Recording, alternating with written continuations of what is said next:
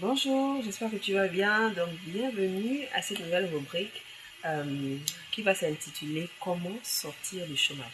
Cette vidéo est faite sur la base d'une expérience personnelle. Après mes études, je me suis retrouvée dans une posture où je n'avais pas de situation, où j'étais enceinte et où il fallait pertinemment que je trouve une solution pour pouvoir prendre soin de mon enfant sans forcément dépendre de mes parents. C'est vrai que trouver du travail, avoir une situation stable, c'est d'abord avant tout une grâce qui vient de Dieu. Je n'en disconviens pas. Mais celle-ci découle aussi d'une volonté, quelque part, de s'en sortir, d'une volonté de changer sa situation. Donc, je vais te proposer 3 pistes de solution. Alors, la première piste de solution, c'est de sortir de tous les schémas négatifs que le chômage a déjà mis dans ta tête. Le chômage, en réalité, vient avec son lot de limitations. Celui qui a longtemps attendu, celui qui a longtemps frappé à des portes et qui n'a pas eu de retour, sont bloqués. Ils se sont bloqués, ils ne se sentent plus capables d'avancer en fait.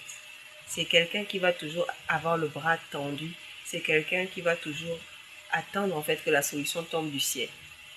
En réalité, c'est ça.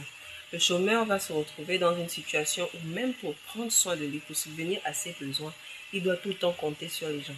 Il doit tout le temps s'endetter. Il doit tout le temps, en fait, avoir la corde au cou. Et ça, c'est pas une vie. Surtout quand on a encore des enfants qui se rajoutent dans notre équation, c'est assez complexe. Donc, en réalité, il faut sortir premièrement de tous les schémas que le chômage nous a imposés. Toutes les pensées négatives, toutes les limitations que le chômage a vraiment mis dans nos têtes en fait. Il faudrait sortir de là pour espérer appliquer les 2 autres solutions que je vais te proposer. Alors la deuxième solution pour envisager de sortir du chômage, c'est tout simplement de te connaître. Tu vas peut-être te dire oui, je me connais déjà, qu'est-ce qu'elle raconte? Aujourd'hui, il est fort de constater que même dans l'éducation que nous avons reçue en tant qu'enfants africains, les parents ont beaucoup misé sur la performance. Il fallait être bon à l'école, il fallait avoir le diplôme, il fallait réussir dans les études. Se connaître, c'est la base parce que ça va te permettre justement de saisir un peu les capacités que tu as en réserve en toi-même, saisir les forces que tu as, mais également les faiblesses que tu pourras tenter d'améliorer. Me concernant, à un moment donné, je me rappelle quand j'étais en train de rédiger mon rapport, je me suis posée et j'ai essayé de me demander qu'est-ce que j'avais comme capacité. Qu'est-ce que je sais faire? Qu'est-ce qui peut aujourd'hui me faire entrer de l'argent? Parce que oui, je cherche le travail, oui, je veux avoir mon diplôme, ok. Mais le droit, pour ceux qui connaissent, c'est un domaine qui commence à être de plus en plus resserré. Donc, il fallait vraiment avoir d'autres pistes de solutions au cas où ce premier volet-là ne marchait pas. Donc, je me suis mise à réfléchir, à sonder mes capacités et je me suis rendu compte que j'aimais bien tout ce qui était infographie, tout ce qui était lié à l'identité visuelle, tout ce qui était lié à la beauté d'une affiche, tout ce qui était lié à la charte graphique. J'aimais bien ça. J'aimais bien regarder tout ce qui était beau, tout ce qui était attrayant. Après, je ne dis pas que je suis la meilleure. Non. Un don, quand tu le remarques généralement, il vient à l'état brut. Okay? Tu peux avoir des sensibilités, mais ce don-là doit être travaillé. Ce don-là doit être parfait pour arriver à un certain stade d'excellence ou de perfection, si je peux le dire ainsi. J'ai découvert ce don-là et vraiment, j'ai saisi l'opportunité. J'ai pas tardé. À l'époque, j'avais un ordinateur, l'ordinateur de ma mère. Donc, je me suis mise à apprendre l'infographie sur YouTube. À l'époque aussi, j'avais découvert un substitut de Photoshop qui s'appelle Photopea. Je pense qu'il est encore disponible. Et c'est grâce à cet outil-là que j'ai progressivement développé des compétences en infographie. Et également en utilisant Canva, qui est vraiment la base pour toute personne qui veut débuter dans le domaine sans trop avoir une plateforme archaïque ou comme celle de la NASA en fait.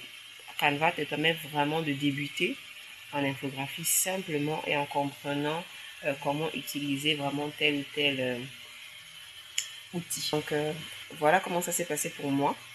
Et grâce au développement de ce don-là, je me rappelle, j'avais créé une page Facebook où je me suis dit, bon, je vais vendre mes services. Et j'ai été contactée par un imprimeur. Donc, il gérait une imprimerie au Gabon. Et il m'a contacté, il m'a dit qu'il aimait bien comment j'écrivais sur ma page, comment je proposais un peu mes services et qu'il avait besoin d'un community manager. C'est comme ça que la porte de l'emploi s'est ouverte. Et ce stage-là, à l'époque, il me l'avait payé 80 000.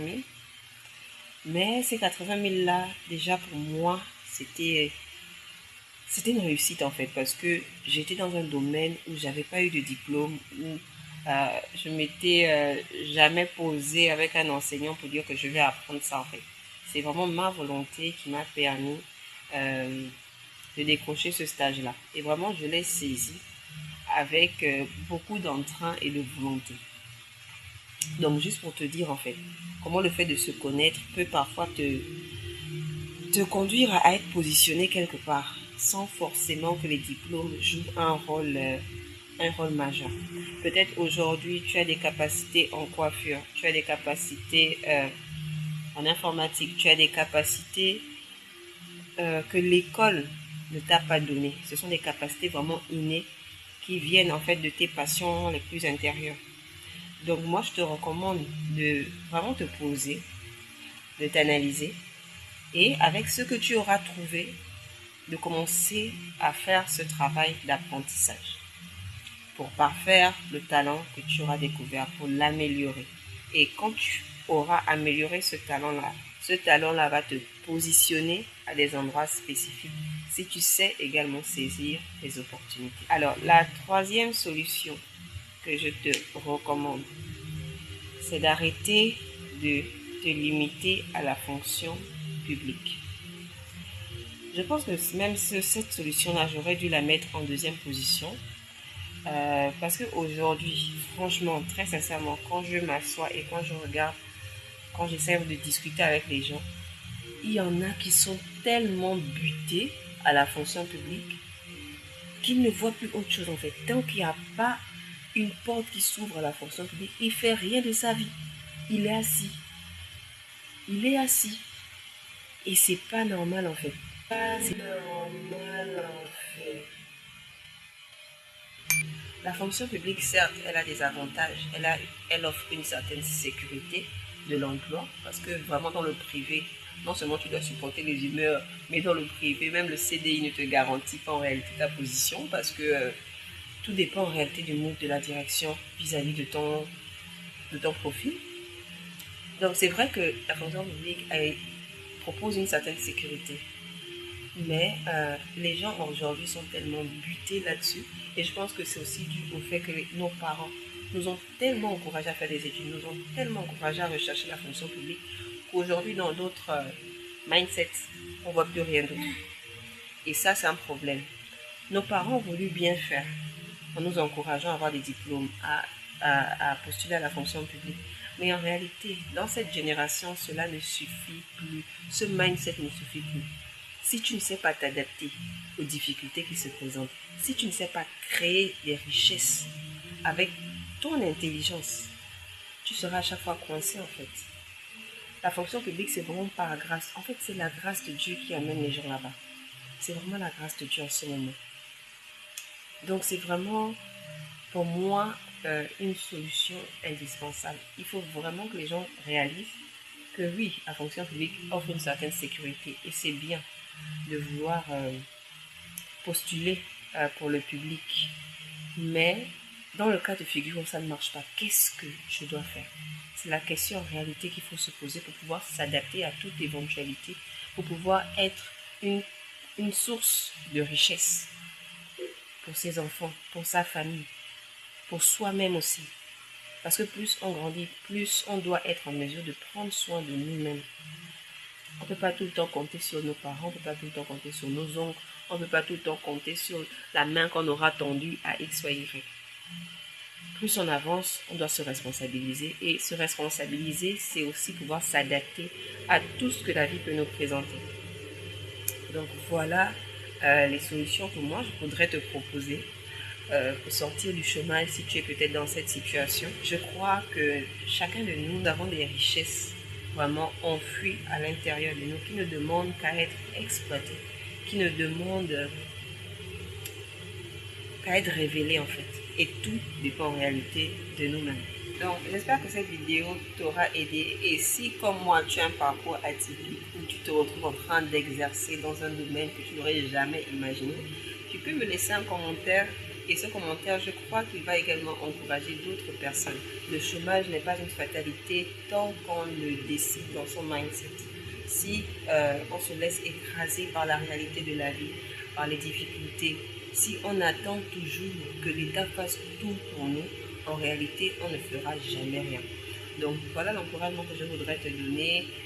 Décide dès aujourd'hui de ne plus te qualifier comme un chômeur, mais crois que tu es un créateur de richesse et que tu as en toi la capacité de t'en sortir pour pouvoir prendre soin de toi, prendre soin de ta famille et réaliser tes rêves. À très bientôt, peut-être pour une prochaine rubrique dans ce sens ou pour parler de mon œuvre qui est disponible aux éditions Tam 6 en Zion Fin.